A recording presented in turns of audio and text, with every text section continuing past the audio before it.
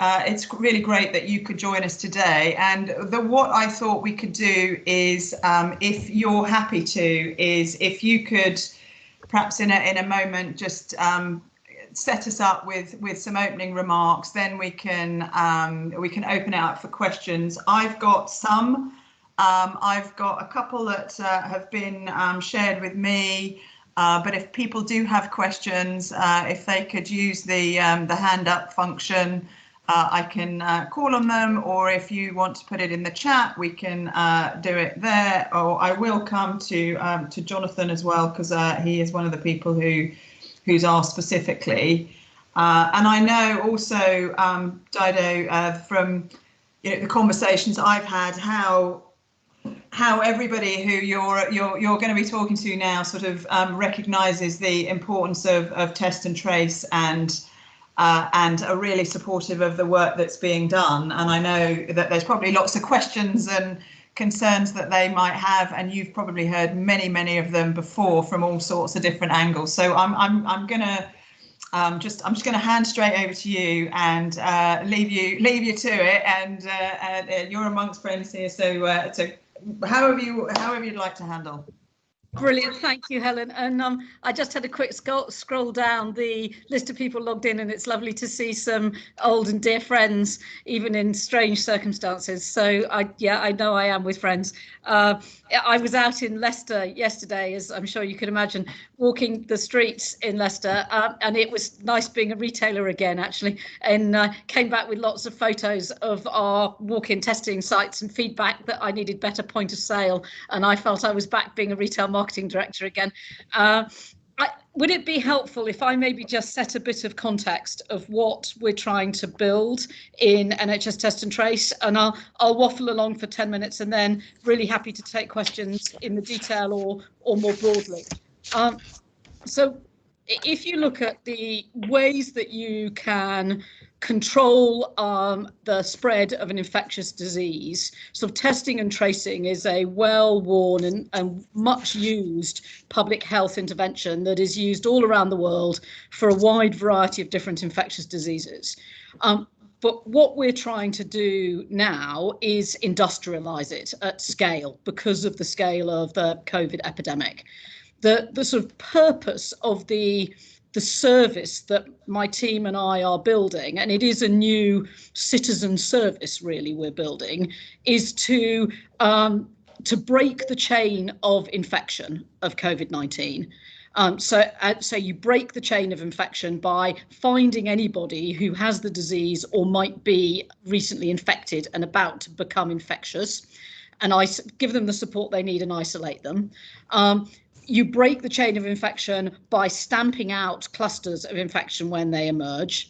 And in doing that, you will then reduce the chances of the need for larger lockdown measures, and as a result, enable more people to go about more of their normal life. So fundamentally, we're in the business of trying to break the chains of infection and free people up to get back and maintain a more normal way of life. And we're thinking about it in sort of 4 big blocks of what we're doing. And what we're doing is building a service that works through a number of different partners. This isn't just a single sort of group of civil servants on their own, because the only way you'll break those chains of infection is if you change behaviour amongst, in the end, the 66 million people in the country. The most effective way to break the chain of infection is for us all to wash our hands. Wash our hands regularly. That is a chain breaking action. Social distancing is the next most effective way. If you don't get close enough to be infectious, you're stopping the chain of infection. So what we're building is the next levels up of societal interventions that will stop the infection spreading. So we do it first by building an end-to-end citizen service called NHS Test and Trace, where we aim to identify as many people as possible who've got the disease and isolate them really quickly, identify the people they might have infected and isolate them. That's sort of the core national service, if you like. Sitting alongside that, we then and we've been getting lots of practice in Leicester in the last sort of 3 weeks, are building the capability locally, regionally and nationally to stamp out outbreaks. As the rate of infection goes down, you won't expect to see, if it does start to grow again, it won't grow again uniformly everywhere in the country at the same time. What we're seeing is that most people are not very infectious when they get this disease, but some people are very, very, very infectious. And so you find clusters.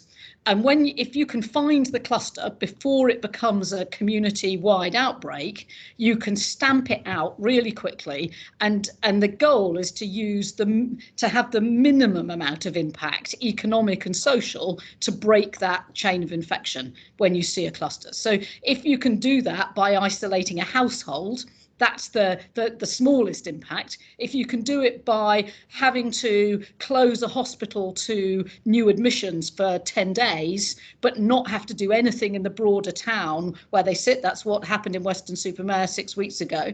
If you can do it by closing a GP's practice for a week while you deep clean it and test everybody who's visited it, that's better than affecting even the hospital. If you can do it by identifying a cluster in one factory and deep cleaning that factory and testing everyone who's come into contact with the people who work in that factory and not have to touch the broader community, that's better. And if you can, as we've had to do in Leicester, put stronger lockdown measures into one community before there's a risk of it spreading regionally or nationally, that's better than the spread to regional and national. So it's all about how can you make the intervention as individual and as local as possible so that we avoid the national lockdown. That's the second piece that we're building. The third piece, and this is sort of really where you want to get to, is being able to give individuals and individual businesses and public services personalised risk advice on how to do more of what they want to do, but in as safe a way as possible. So, the holy grail of the app would be to be able to give you personalised risk information. Not just have you been close to someone who's infectious and therefore you need to isolate, but also how many contacts have you had each day? Is your behaviour more risky or less risky? Based on how close you are getting to other people, on how high the infection rate is where you live, and your own personal health. So if you are 75 with low BMI, no underlying health conditions, living in a rural area with very few close contacts, you're probably actually quite low risk. But at the moment, we're telling you that you can't leave home. Whereas if you're 52 from Southeast Asia with diabetes, working as a security guard in a high contact profession, actually you might be very high risk, and we might want you to get regular testing. And that would be a way of you protecting yourself and your family. So the holy grail is that you can get to genuinely personalised risk. That's the sort of third plank of what we're doing. And then the fourth plank of what we're doing is building this. We are literally flying the model aeroplane across the channel while we build the jumbo jet at the same time, which is what makes my job so interesting and so challenging, because this is so urgent and so important. And every test and trace service in the world is doing the same thing. Everyone is learning, because it turns out that COVID-19 is a really difficult enemy. It's a disease where a very large proportion of people, actually the majority of people who have it, don't know they have. So, depending on which survey you look at, there's somewhere between 60 to 70% of people who are infectious, and we can tell from a swab test that they're infectious, don't have any obvious symptoms. On the other hand, particularly in winter, in flu season, a very large proportion of people who think they've got the disease don't have it. So if you look at the moment, we're testing nearly 300,000 people a day, but only under 1,000, between sort of 500 and 800 a day, have the disease. So it's a really tough enemy, this disease, because it's very hard to find. And it's not like Ebola. Ebola, public health docs tell me, that's easy because at 100 yards I can tell that you've got Ebola, so I don't get close to you. And also, unfortunately and very tragically, it kills very quickly, so you don't infect very many people. Whereas this is a disease that for the vast majority of us is not a serious disease, but for a subsection of the population it's incredibly serious. So it requires a collective endeavour to tackle it, and everyone wants certainty in the science, but it's new. And so the world scientists are learning about it all the time. And I appreciate that makes it very confusing because the guidance keeps changing as the science evolves. So take it right back. What I think this means, if I try and put my head back into my past life as a retailer, is that everyone, we've got to find a way through living with the disease. It's so tempting to believe that because the rates of infection have come down, because we are able to go out and about and we're able to shop and we're able to go to the pub and more and more people are able to get back to work, it's tempting to believe that the disease has disappeared. The disease hasn't disappeared at all. And if we go back to behaving in the way that we did in January, February, as a society, we will very, very quickly get back to where we were in March and April. Because the way the disease works is no system in the world will be sufficient to stop the spread of infection if people don't change their behaviour. But that doesn't mean that we all have to remain in lockdown. It means that we've got to find a way in our personal lives of understanding the role we play in test and trace. So, washing your hands, social distancing. If you feel unwell, getting a test. My biggest worry with my consumer hat on is that less than 50% of the country today realise that everybody, however old or young you are, is able to get a test. We need to make getting a test a good thing, not a scary thing. That having people who have tested positive in your organisation is something that we need to be open about, is not a stigma. Actually being honest about it quickly is the best way of ensuring that your business and your community will be able to carry on and be open for business without disruption. Not being open and honest about it is a surefire way of ensuring that you have to have bigger action to lock down businesses and communities for longer. And the reason for that is because of the asymptomatic transmission.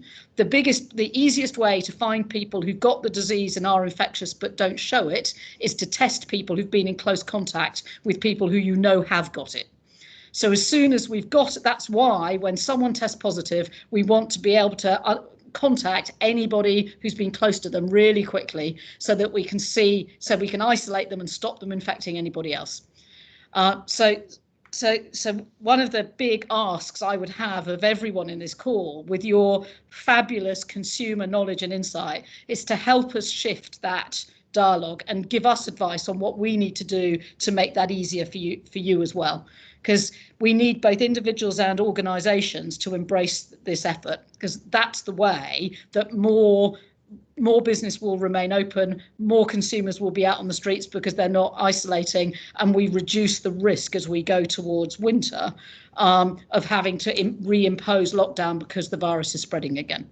I don't want to take up all the time just waffling, so I'm really happy to go anywhere anyone would like in terms of taking questions or challenge. Cool. Okay. I'm gonna kick us off. She says that she's not on mute, and then I'll open it up. But I guess, perhaps we can come back in a second to the behavioural bit, Dido, because I think there's a great conversation to have. But before we go there, I just wonder whether you can just give us a little bit more granularity on, so I'm operating a number of warehouses, or I'm operating a portfolio of stores, and just the whole, what it might mean from a sort of operational perspective if someone in my team is, either has been in contact with somebody who's is on your list that you're trying to trace, or is one of the people that where actually they've had a test and needing to sort of to self-isolate, and what that might mean in terms of the sort of day-to-day business impact, and then we can come back to some of the sort of broader communication messages.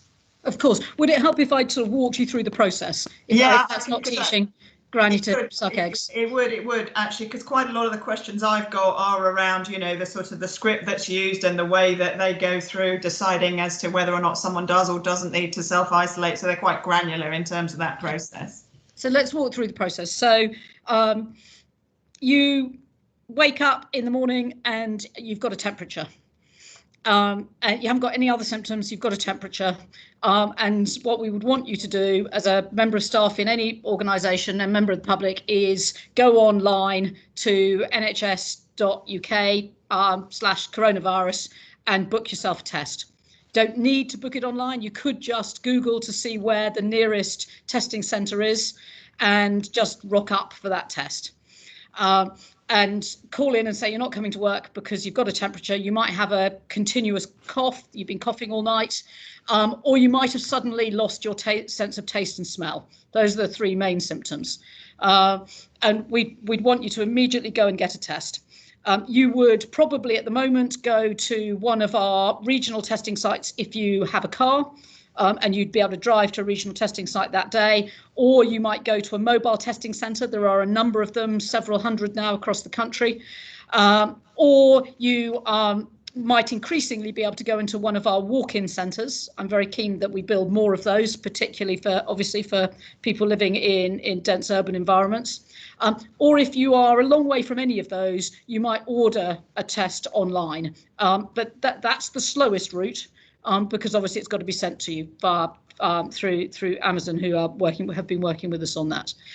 So you go and get your test that day, and you'll be generally it'll be self-administered. You'll be given the swabs and some instructions, and you have to take a nasal swab and a throat swab, and you pop it in a bag, and that test wings its way to one of our labs. And the next day, for roughly 98% of people, provided you've not ordered the home test is slower, but if you've gone to one of our face-to-face channels, the next day you will get your result.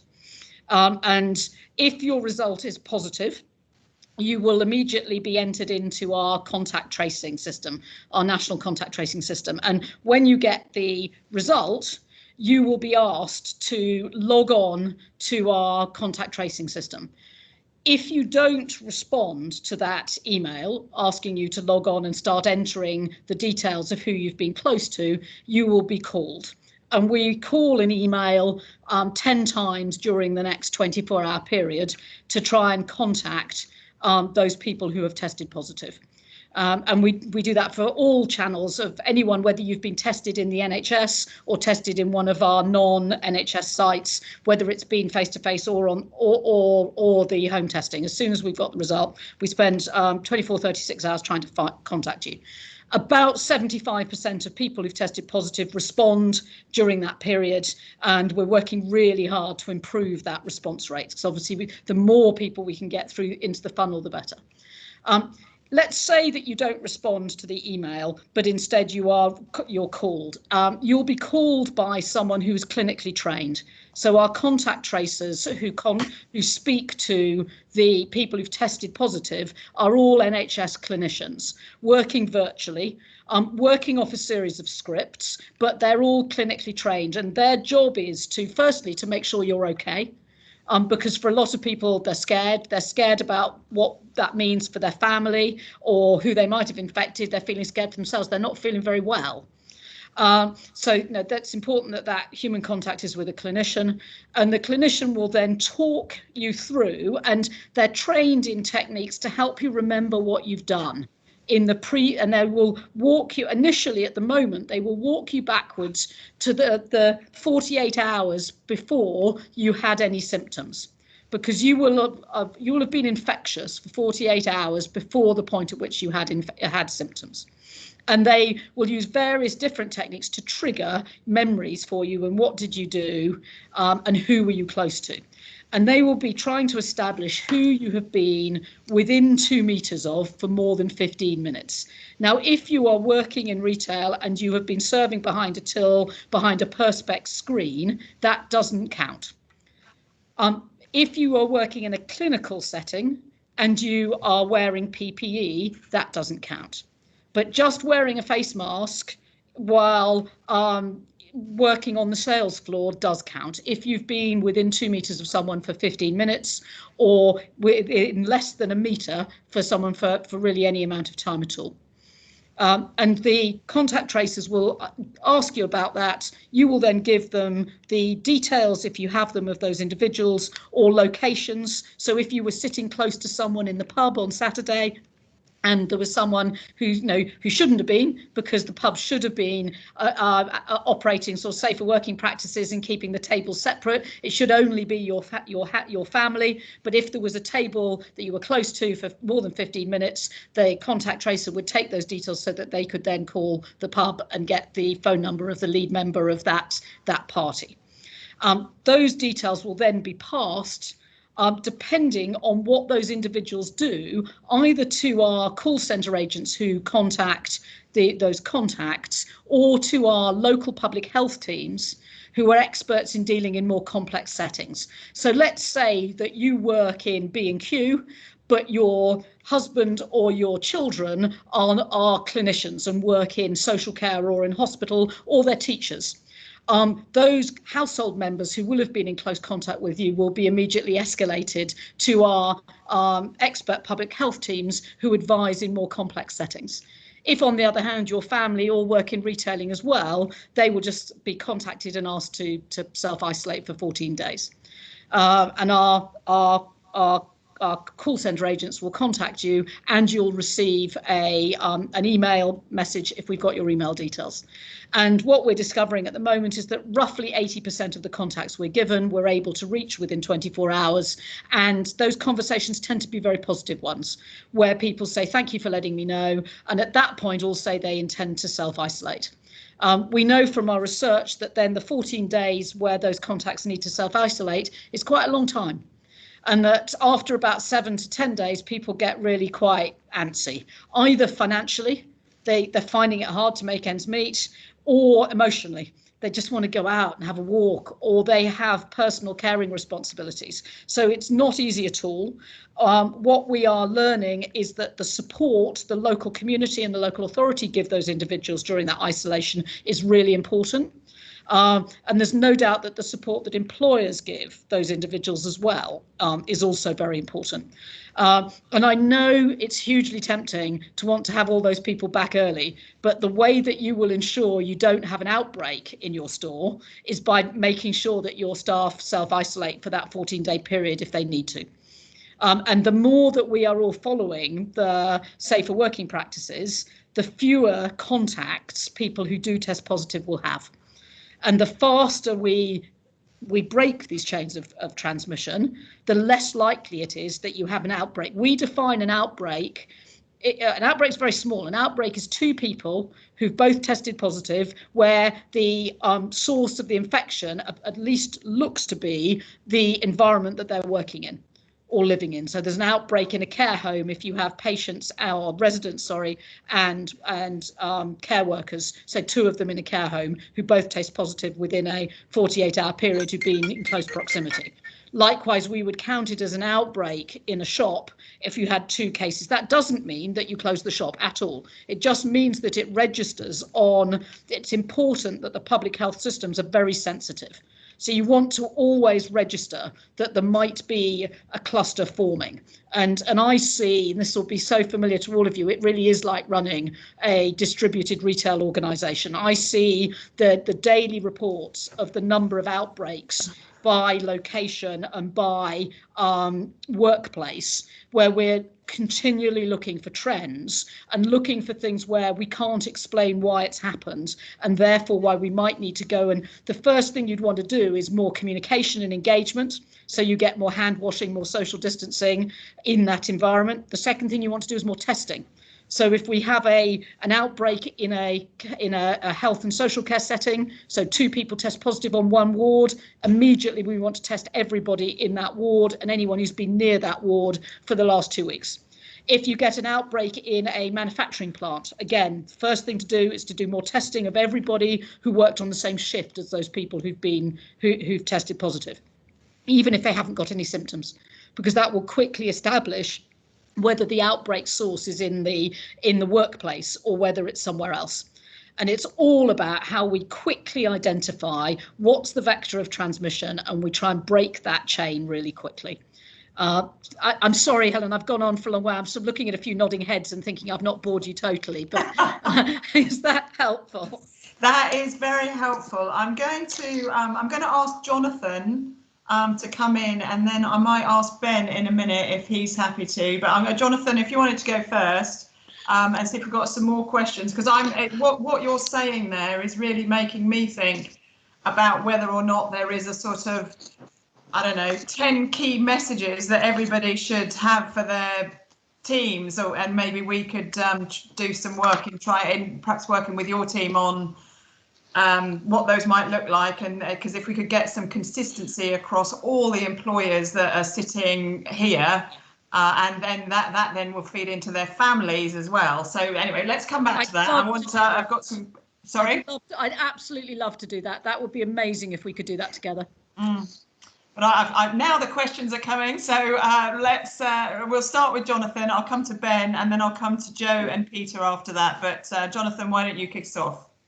Thank you, Helen. Afternoon, Dido. I'm Jonathan Jarrett. I'm Corporate Affairs Director at Greggs. Thanks for that last session. That answered 4 of my 7 questions very succinctly. Thank you very much indeed. The second series of questions I had was around learnings, and Greggs is obviously a manufacturer as well as a retailer, and we've been watching what's happening in places like Rowan Foods and Two Sisters with, very intently, because we've got food factories that we need to make sure we keep open. Are there any learnings that can be shared with us? Is there any data around, once you've had an outbreak and the testing is involved, the numbers of people that are caught in the wave, if you like? So I think you've already said it about communication. The more you can share with us, the easier it will be to make sure that our shops and factories are COVID secure, and that we can put new processes in place to help as much as we can. Thanks so much. Really good question. So the learnings we've got so far, and I totally take the point that we need to do more and more sharing. So the first thing is just, I think the virus doesn't it doesn't take political sides. It isn't pro or anti the public sector or commerce. It's a disease, and I think and one of the problems with it as a disease for food manufacturing particularly is it definitely likes temperatures between sort of 4 and 8 degrees centigrade, which would be a common temperature for a number of if I go back to my days of buying convenience foods for Tesco. And so that does make food manufacturing environments really challenging. Because there's no doubt that the virus likes that temperature, and it likes it when people are working in close proximity and it's noisy, so they have to shout. Interestingly, the other environment the virus finds very helpful is when people let their guard down in canteens and smoking sheds. And that is, interestingly, exactly the same in the NHS as it is in manufacturing plants. Generally we're seeing in the NHS, people our staff in the NHS are less likely to acquire an infection when they work in intensive care because the PPE works, but they let their guard down in the canteen and the smoking shed. And I think that's relevant for all of us as employers. But I think it makes thinking really carefully about how to configure food manufacturing to reduce the risk really important. And we are all, Jonathan, in all honesty, still learning. I think there's the other piece, that the sort of intersectionality of the different factors, because one of the bits we can't prove at the moment is how much is the vector of transmission the manufacturing or the working environment, and how much is it the home environment. So if you take a number of the food manufacturers globally, their workforces have been predominantly migrant, living in very dense housing, intergenerational housing as well, and often with people whose spouses find it very hard to self-isolate.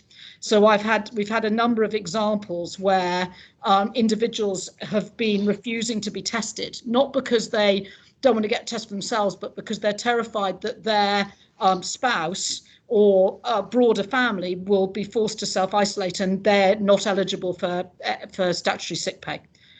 So the awful truth of this virus is that it exposes the weakness in our society. It exposes the weaknesses in all of our organisations and in our communities, and it's going for the most vulnerable. So I think it might also be not just the working practices in our organisations, but really thinking about how we're supporting our staff and their families when we ask them. And I've got a big job to win the argument with my political masters around how we provide that targeted support to particular communities. We allocated additional funding to Leicester, for example, so the council can provide targeted support for businesses and for individuals, because they will know what's best in a way that we won't in the centre. So that's a long ramble. But I think that in terms of the percentage, one of the two key stats that we look at to measure an outbreak, one is the percentage of people who are testing positive. So it's not just the absolute numbers. If you look at the two, I look at the absolute numbers who've tested positive in an environment, but I'm really interested in the percentage positive rate.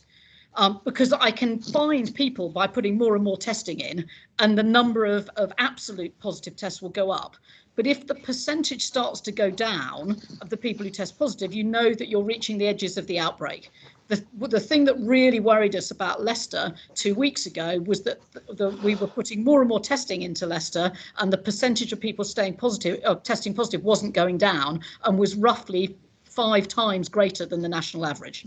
So that told you were not getting it under control. So it's hard to give you an absolute number, but those are the things that we should all be thinking about. And the more paranoid we are about sort of individuals, and I think it's going to require a really big, I expect most of us on this call are the sorts of people who, when we felt ill with a cold over winter, we take some Nurofen and we go to work. That's not what we should all do going forward. If we feel ill, we should get a test, and we should stay at home for 24 hours and wait for the test to come back. And if you've got young children and the norm, you give them some Calpol and 3 hours later they bounce back. Well, if they've got a temperature, they need to have a COVID test. And the family needs to stay at home until the next day when you'll get the test result. And that's so countercultural, and particularly countercultural to retailers who work their socks off, And so how we embed that that's the way you enable your store to keep open, is if you do that, rather than being the Trojan that turns up coughing and spluttering and still works your shift. Which again comes back to the messaging, doesn't it, and how you shift the behaviours that sit behind it, because that's quite a fundamental sort of cultural shift. Yeah. Ben. Thanks, Helen, and thanks for Dido for a really comprehensive overview. I'm Ben Fletcher, I'm the CFO of the Very Group. I do think that distilling what you've described into sort of 10 key messages would be hugely enabling, actually, as we think about running our operations and what to look for. Even that last bit on how to think about Calpol and Nurofen is, it's clear and it would be effective. My question was, would it be possible to get, perhaps via the BRC, any early insight when you're starting to worry about a spike in an area? Yeah. We, like many of us, I'm sure on the call, we've got a dependency on suppliers in Leicester. You tend to only hear about it once it's become national news. But if there was a spike in areas where we had kind of a geographic concentration of employees, it's something where we would then obviously look to redouble our efforts in terms of the hand washing, social distancing, making sure we're running in the right way, and any early visibility to that would be extremely helpful so that we could be part of getting ahead of the problem. So do you think it'd be possible to get any early visibility on the data via the BRC to do it in the right way? Definitely. One of the things we're looking to do is actually make all the data that we possibly can publicly available. So now it is publicly available, the number of positive tests by local authority. And there's some reasonable functionality on the gov.uk website that allows you to chart trends.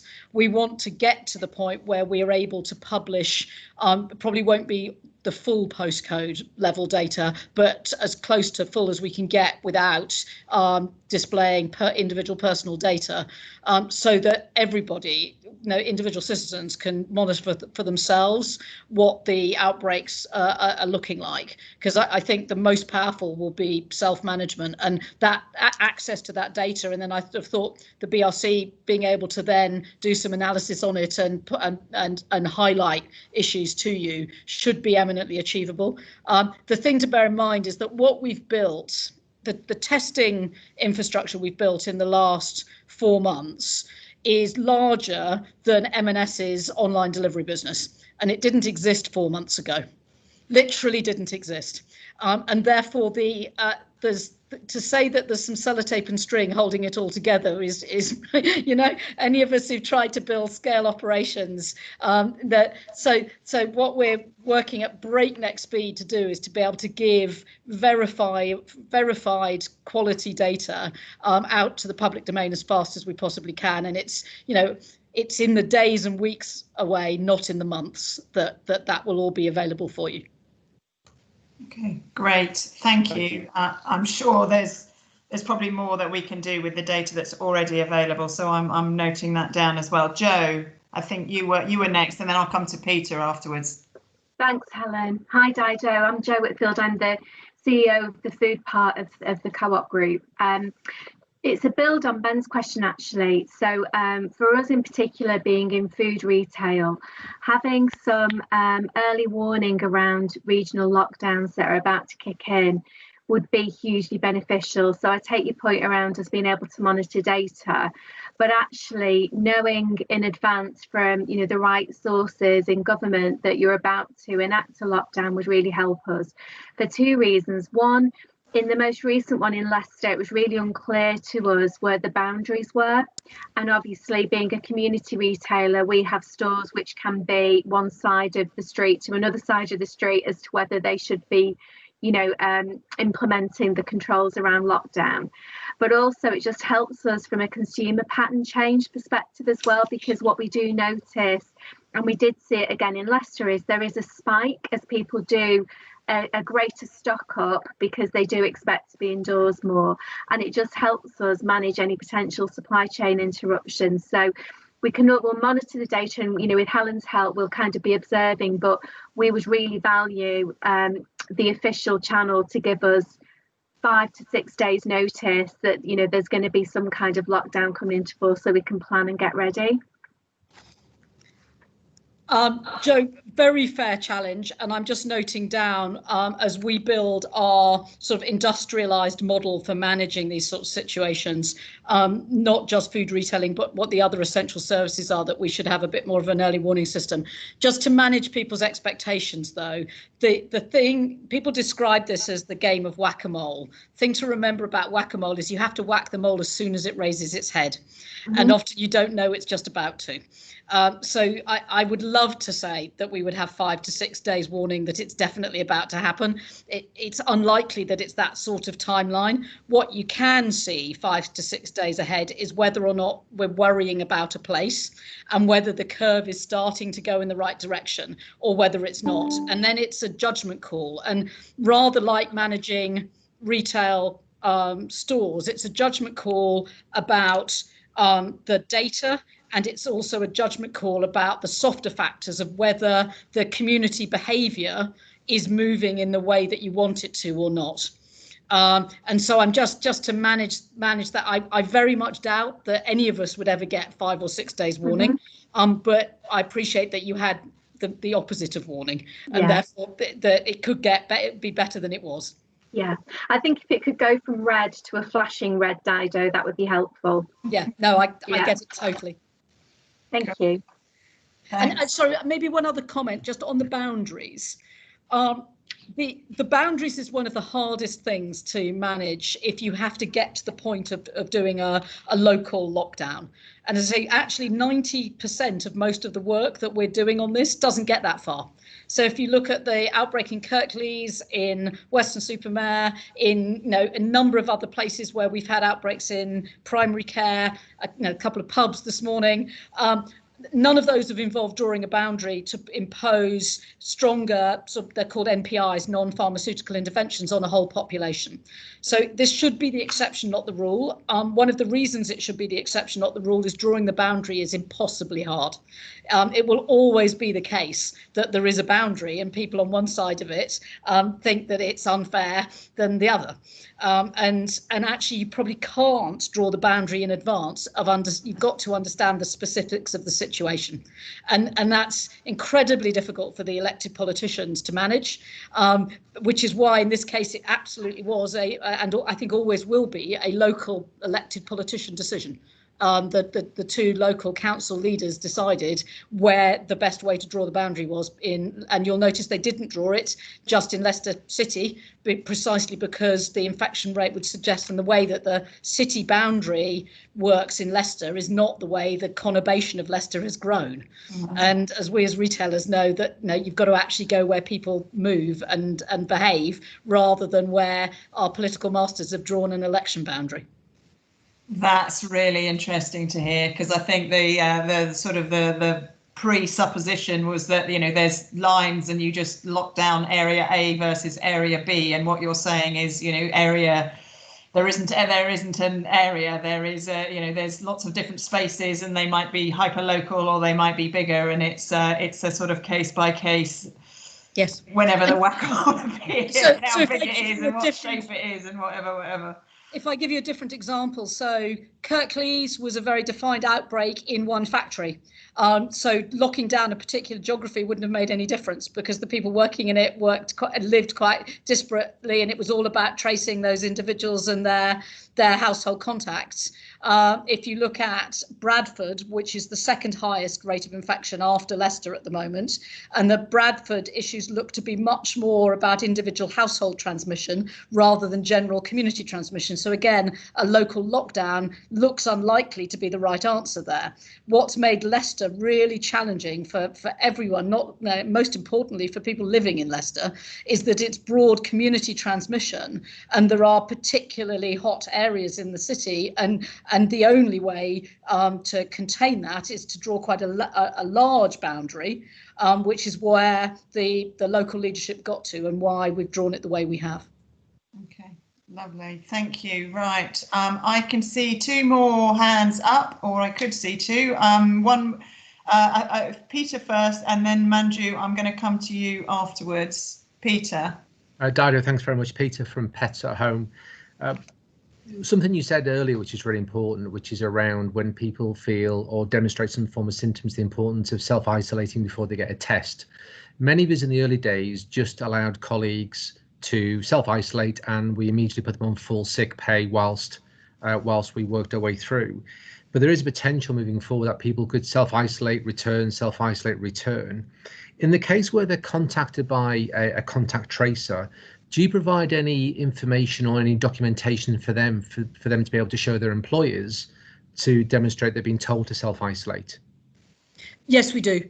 So they get a QR code that gives them access to a note that they can then bring into their employer that shows that they are eligible for statutory sick pay. Excellent, thank you. Nice and easy. If only they were all as easy as that. Right, Manju. Are you there, Manju? Can't hear you, Manju. You're on mute.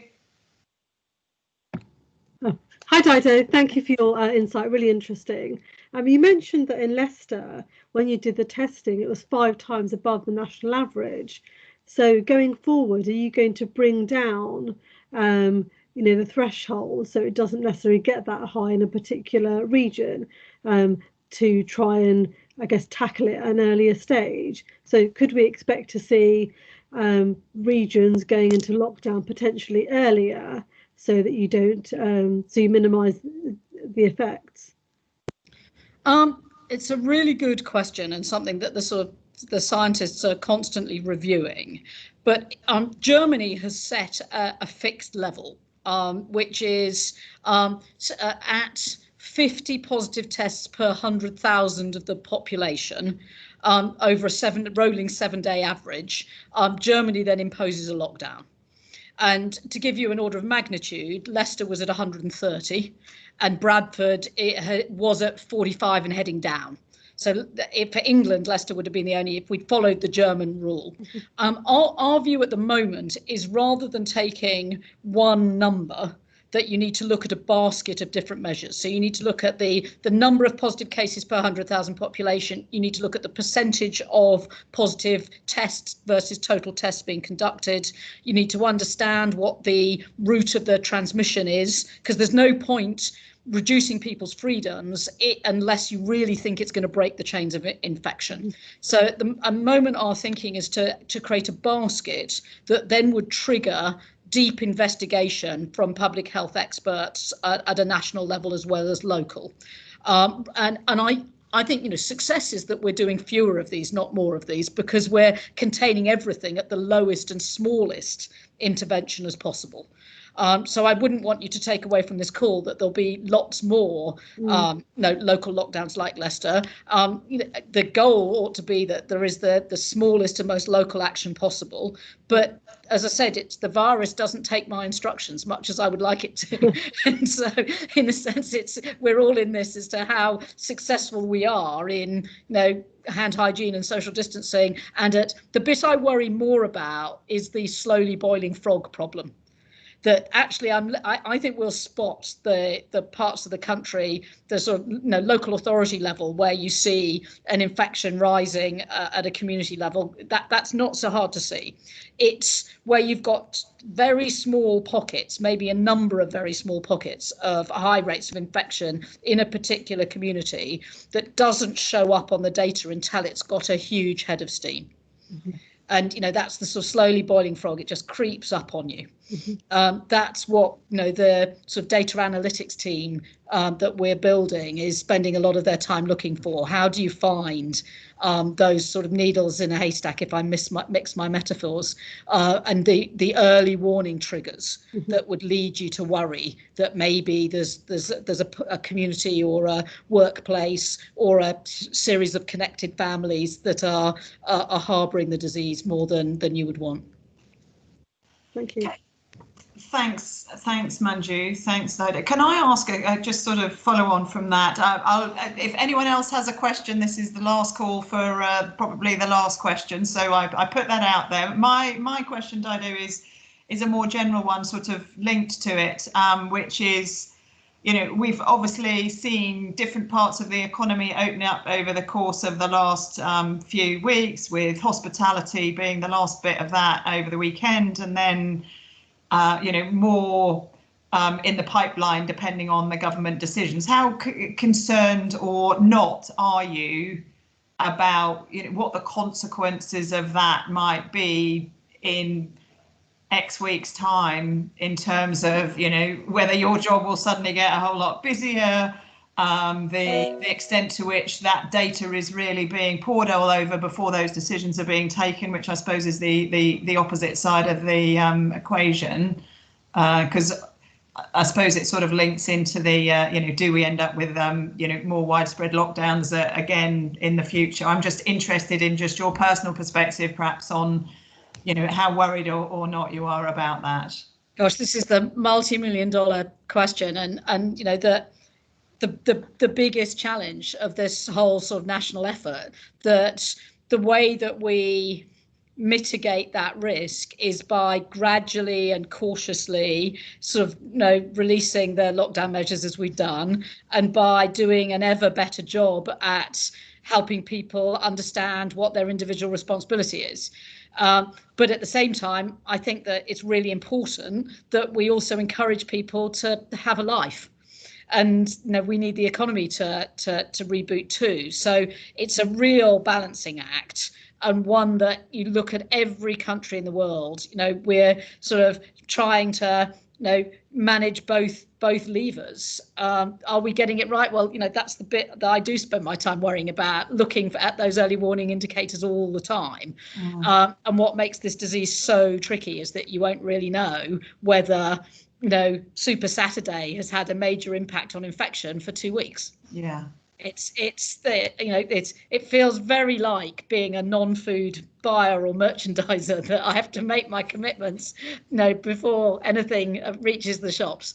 Yeah. So can I feel confident? No, I constantly worry about it, but that's my job, so that's okay. I would say one other thing, that the bit that we need to do, the bit that I worry about most actually, is how we find the people who've got the disease. So there's a brand marketing job for my organisation to do, to make sure everybody who's got symptoms gets tested. But then there's an area where, and a number of people on this call are already helping us with this, that we're going to need to work across society to try and hunt out where there is asymptomatic transmission. So the approach we're taking to that is to try and identify the highest contact professions. So, and then to look at basically sort of smart surveying of people working in those high contact professions, to try and identify where you've got people who are infectious. And the sorts of high contact professions, obviously health and social care. So that's why now people working in social care and residents in care homes are being regularly tested, why we've got a very big asymptomatic testing programme in the NHS. If you see an outbreak, you test around it. But the other high contact professions are taxi drivers, cleaners, security guards, but also people working in food manufacturing. That looks like it's a high contact environment, particularly given the chill chain. And in a number of organisations on this call, so pharmacists, opticians, thinking, and what we want to do, and working with a number of you, and always happy to work with more, is how we do scientific surveys to identify where those asymptomatic individuals are, so that we can root out, that the more that through the summer we can root out the infection and get the infection rate as low as possible before we head into the flu season, the better the chance there is that we won't be doing local lockdowns through winter. Mm-hmm. Great.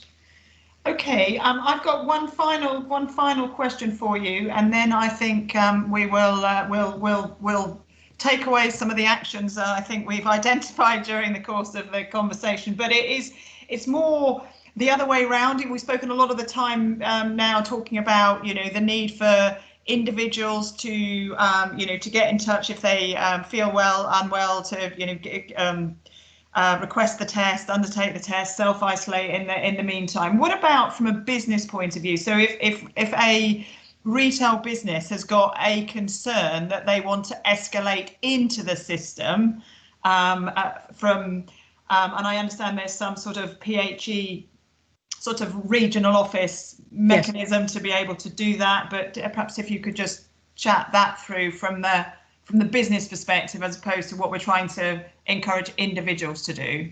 So if, as a business, you've got a concern about infection or infection control measures that you should be taking, you should start by contacting your regional health protection team in Public Health England.